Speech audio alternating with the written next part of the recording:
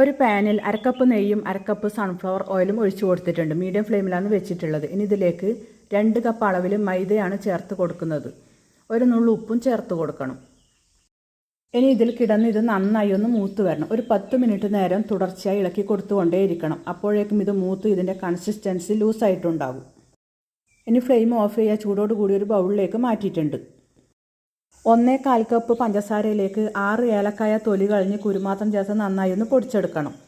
ഇനി ഇതിലേക്ക് 3 table spoon milk പൗഡറാണ് ചേർത്ത് കൊടുക്കുന്നത്. അതോടൊപ്പം പൊടിച്ചു വെച്ച പഞ്ചസാരയും ചേർത്ത് കൊടുക്കാം.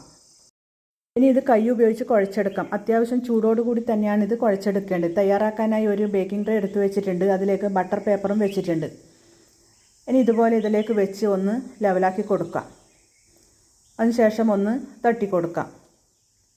മുകളിലായി കാഷ്യൂ നട്ട്സ് വെച്ചിട്ടുണ്ട്. 3/4 മണിക്കൂർ നേരം മൂടി വെച്ച് ഫ്രീസറിൽ വയ്ക്കുക. അതിന് ശേഷം പുറത്തെടുത്ത് മുറിച്ചെടുക്കാം.